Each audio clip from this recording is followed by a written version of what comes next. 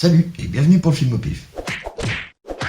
Bienvenue pour ce numéro 8 du film au pif, où je vais continuer mon petit périple mémoriel en piochant toujours au hasard un film, soit dans la collection de DVD qui est là, soit dans la collection de cassettes vidéo qui est là, et essayer toujours à chaud comme ça de voir ce qu'on peut en dire, et essayer de donner un petit peu aux gens qui l'auraient pas vu envie d'aller le voir, et ceux qui l'auraient vu, rappeler quelques souvenirs, mais sans trop en dire toujours, hein, parce que sinon, voilà, c'est...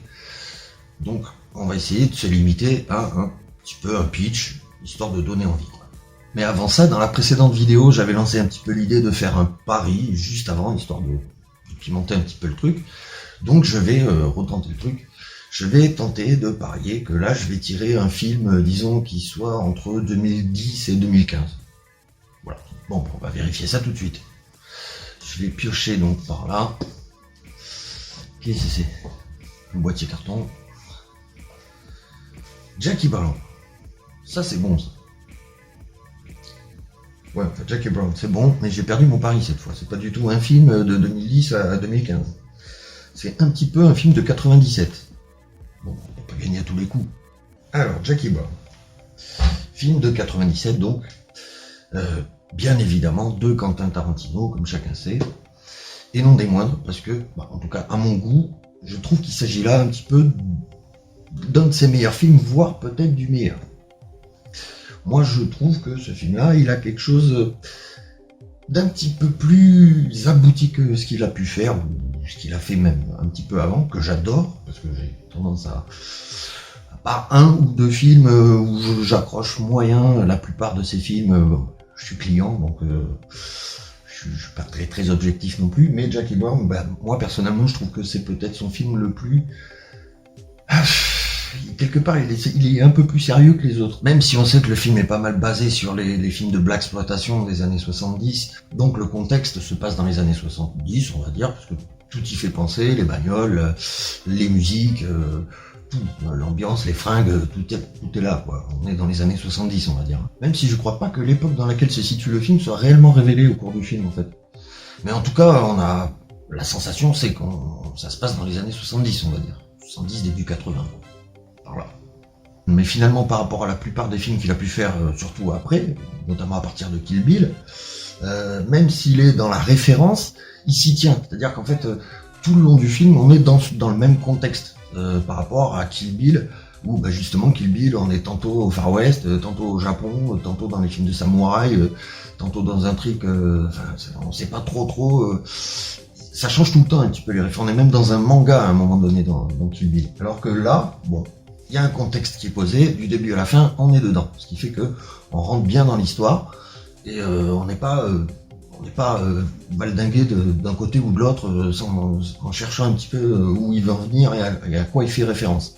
Dès le départ, on sait où on est, terminé, on en reste là.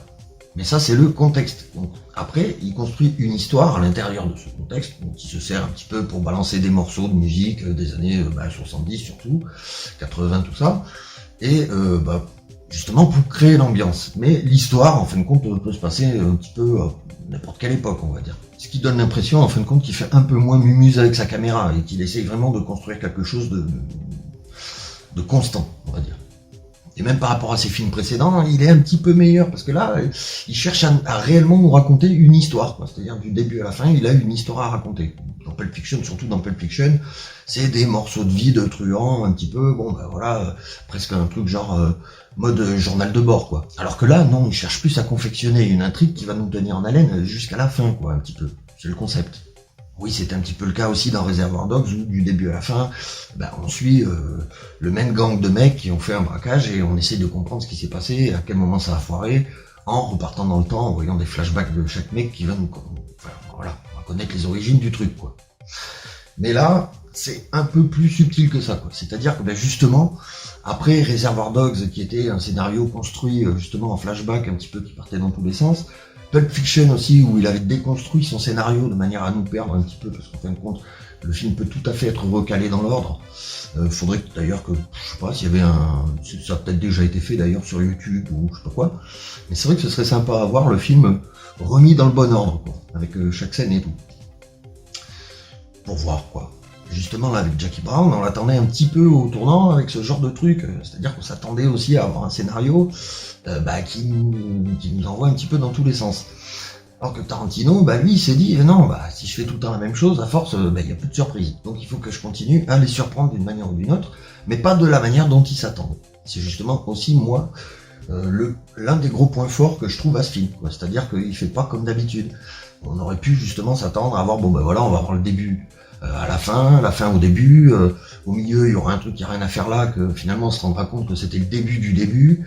Enfin, voilà, là c'est pas le cas. Là il a une histoire linéaire à raconter, il nous la raconte, mais je peux pas trop en dire non plus, mais il a su placer des trucs qui justement nous prennent à contre-pied.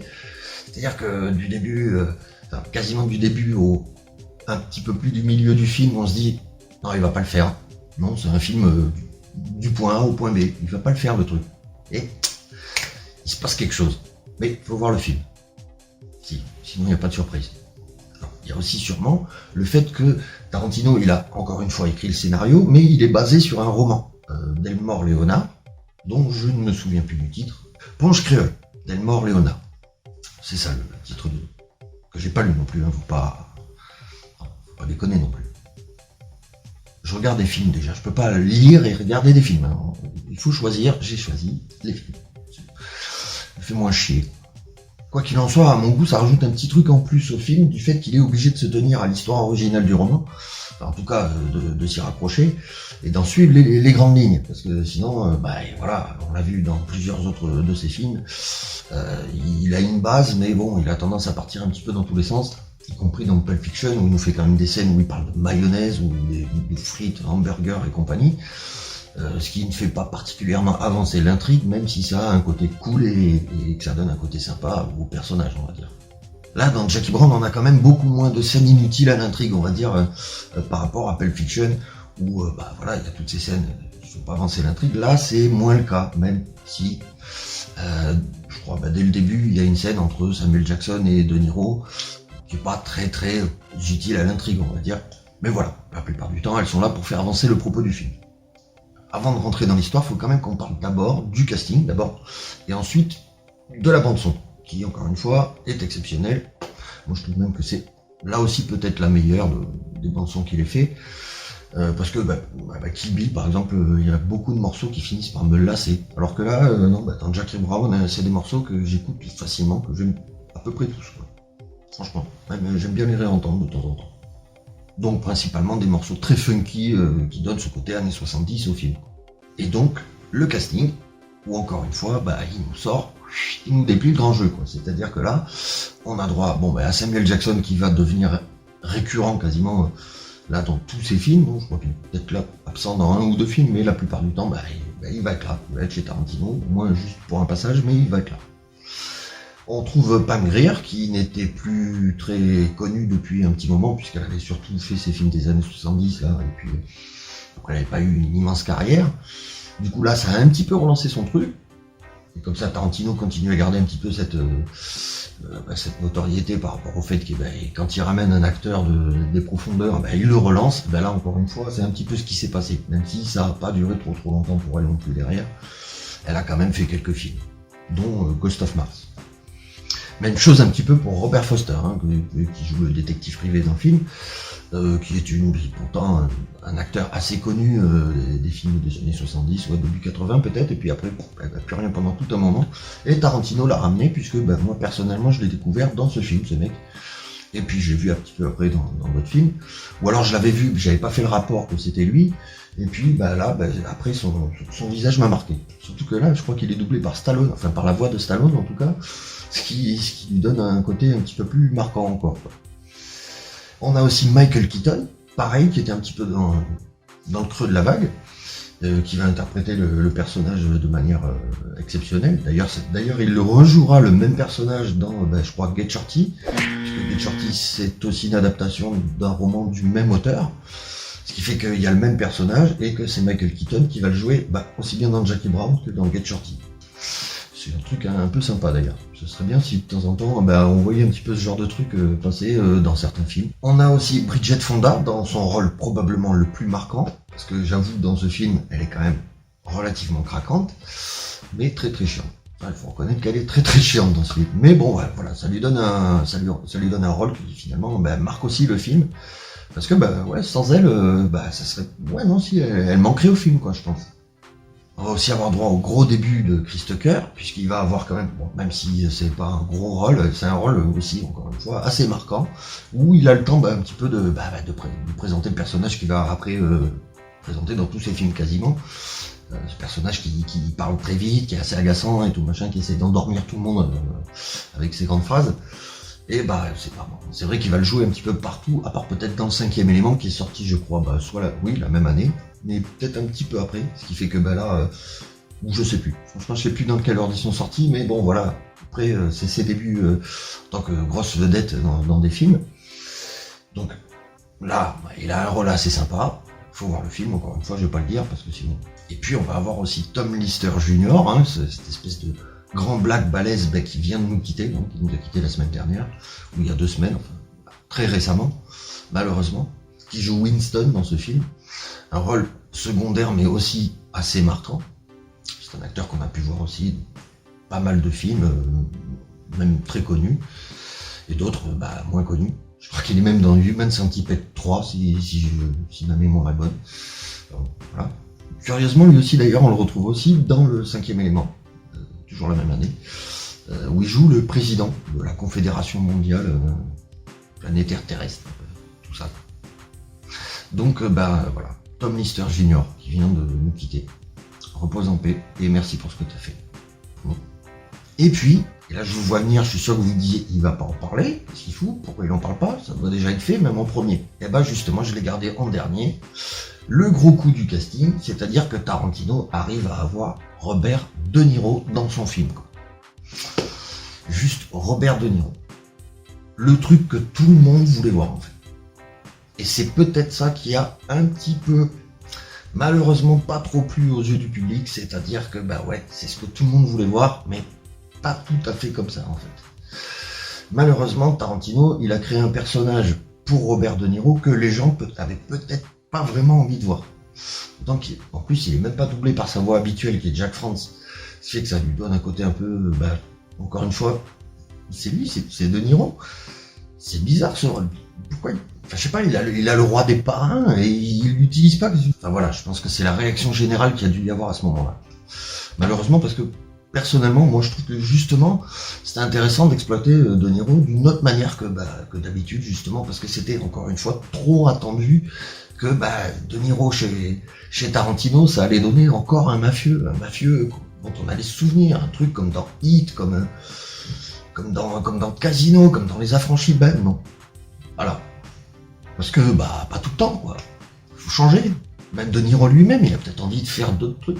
Là, il a eu envie de faire un autre truc. Et puis, bon, je crois qu'ils se sont bien amusés. Quoi qu'il en soit, De Niro et tous les autres autour, Samuel Jackson en tête, hein, parce que je crois que c'est là un petit peu son plus gros rôle aussi. Personnellement, c'est son rôle le plus marquant avec peut-être Nick Fury ces dernières années et son rôle dans Pulp Fiction, quoi. C'est-à-dire que c'est chez Tarantino que Samuel Jackson, il est le plus marquant, je pense. De toute façon, en général, dans la plupart de ses films, il a quand même souvent le même personnage, même si on a pu le voir différent dans des tas de films.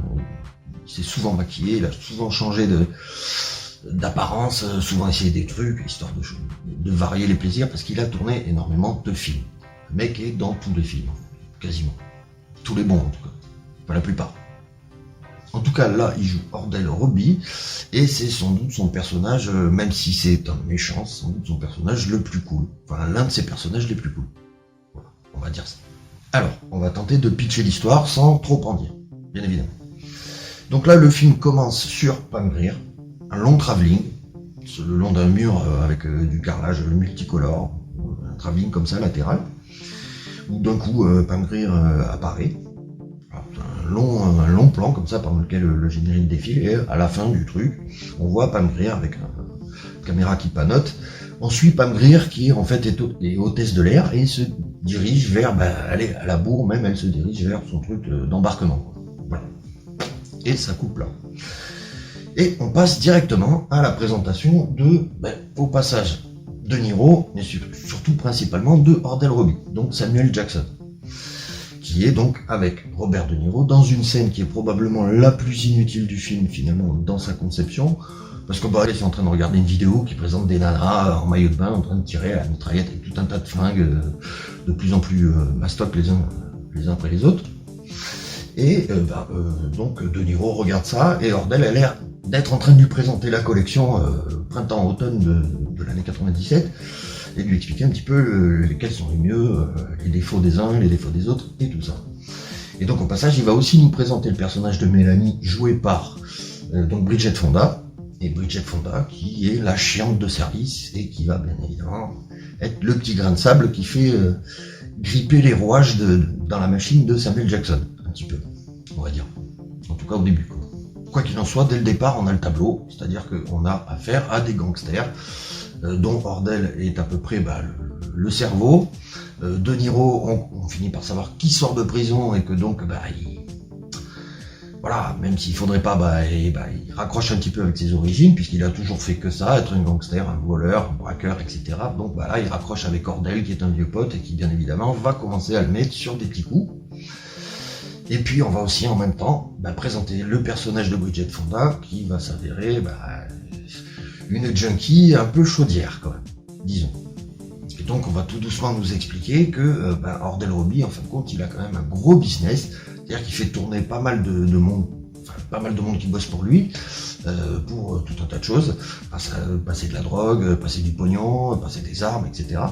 Et Jackie Brown, hôtesse de l'air du début, c'est là qu'on comprend qui elle est, fait partie un petit peu de ce petit monde. Et donc, elle est censée, pour lui, faire voyager un petit peu du pognon d'Amérique du Sud à l'Amérique pour qu'il passe du pognon, de la drogue, etc. Enfin, voilà, il bosse un petit peu à son compte. Alors on dit ses fins de mois comme ça, disons.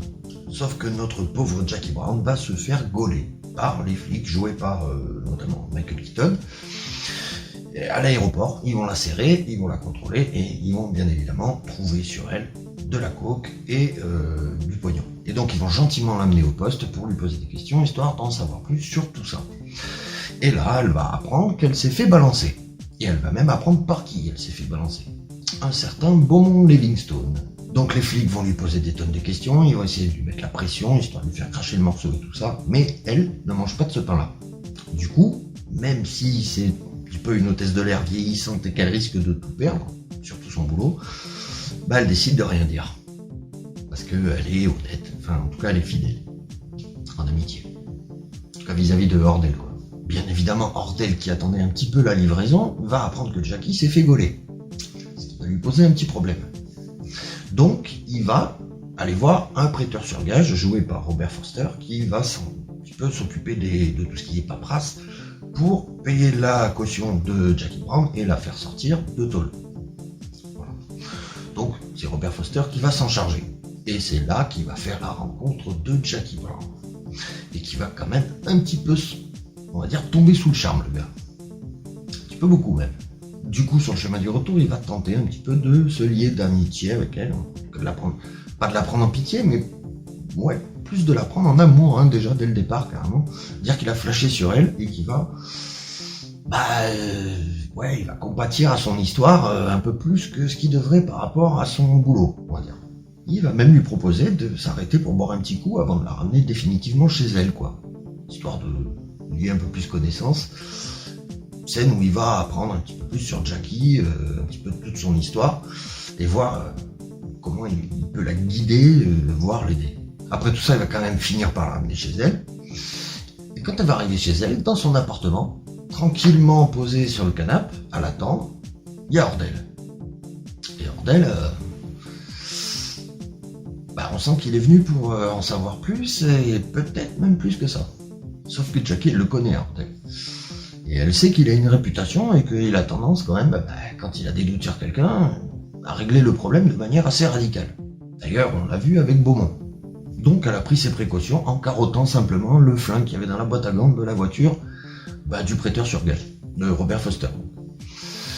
Ce qui va lui donner un petit peu plus de poids dans les discussions déjà, parce que Ordel, lui, il s'attendait pas à ce qu'elle ait un flingue. Dès sa sortie de prison, ce qui paraît logique finalement, mais elle s'est débrouillée, et puis voilà. Donc là, ils vont pouvoir discuter, ils vont pouvoir négocier, et donc elle va un petit peu lui expliquer que elle a rien dit, et qu'elle qu'elle a tenu parole et tout, sinon elle serait pas allée au trou.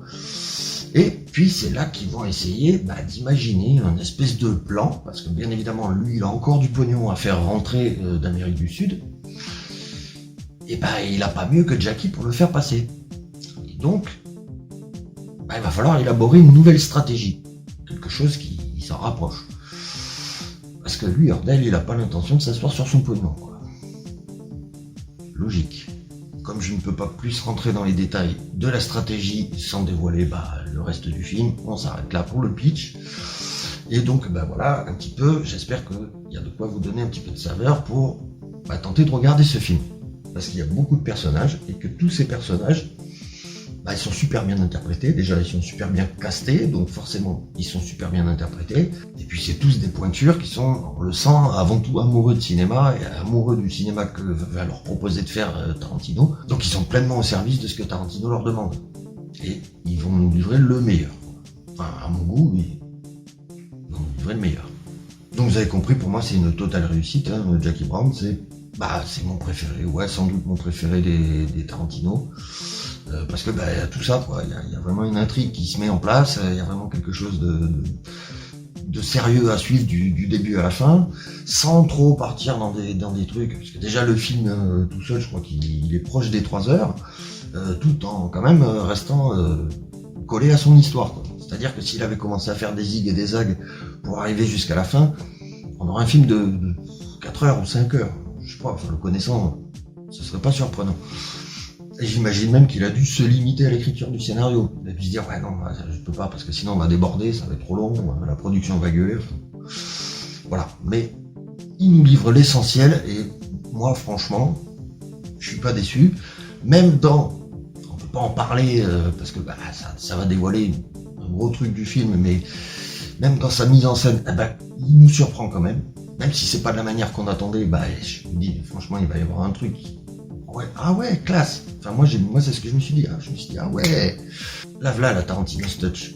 Le truc qui nous manquait un petit peu depuis le début. Mais voyez-le, franchement, si vous l'avez pas vu, déjà, ce serait surprenant que vous l'ayez pas vu. Enfin, ça se peut, mais bon. Franchement, quand on aime Tarantino, et Tarantino, il est quand même assez connu. Je pense que même parmi les jeunes, il y en a beaucoup qui ont rattrapé le retard, qui ont regardé, principalement les films de Tarantino, dans ce qui était un petit peu avant eux. Du coup, ce serait surprenant que il y en a bien qui l'ont pas vu, mais ce serait surprenant qu'ils ne soient pas connus quand même, Jackie Brown. Mais pour ceux qui l'ont pas vu, voyez-le. Franchement, voyez-le. Laissez-moi votre avis dans les commentaires. On en parlera si vous voulez. Ce serait vachement intéressant de savoir si comment il est classé par rapport à vos goûts et par rapport à Tarantino. Comment vous le voyez ce film dans sa filmographie. Moi, je le vois, franchement, dans le trio de tête, c'est sûr, voire même en tête, quoi, franchement. Du coup, forcément, ma note va s'en ressentir. C'est-à-dire que, est-ce qu'on peut réellement mettre un 20 à un film? Je sais pas, du coup, je vais mettre 19. 20, c'est vraiment... Je sais même pas quel film je pourrais coller un 20. Si, peut-être sans doute Le Soldat Ryan. Ouais, franchement, Le Soldat Ryan, pour moi, 20. Ouais. Bon, on n'est pas là pour Le Soldat Ryan, on est là pour Jackie Brown, ce qui fait que Jackie Brown, pour moi, 19 sur 20. Parce que très très bon polar.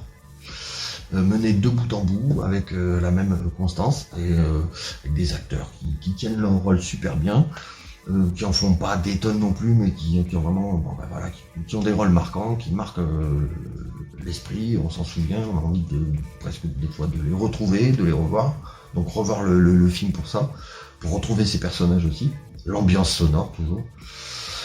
C'est un tout, voilà, très très très très très bon film, masterpiece. La très grande classe, mais les meilleures choses ont une fin, et donc on va se le ranger. On va remettre où il était, à peu près. Et puis moi j'espère que vous avez aimé cette vidéo. N'hésitez pas à me laisser vos commentaires sur le film, parce que je vous dis, franchement pour moi c'est un film que j'adore, que je conseille à tout le monde de voir, en tout cas pour tous ceux qui aiment un petit peu ce style et qui aiment Tarantino, s'ils ne l'auraient pas vu. Et puis dites-moi ce que vous en avez pensé, ce que vous avez aussi pensé de la vidéo. Et puis moi, comme d'habitude, je vais vous engager à supporter la chaîne en likant, en partageant, en vous abonnant, c'est important aussi. Et puis la petite cloche qui vous préviendra à chaque fois qu'une vidéo sort. Voilà. Et puis je vais vous remercier d'avoir regardé cette vidéo jusqu'au bout et de participer aussi dans les commentaires pour ceux qui participent. Et je vous dis à bientôt pour un prochain épisode du Film au Pif. Salut!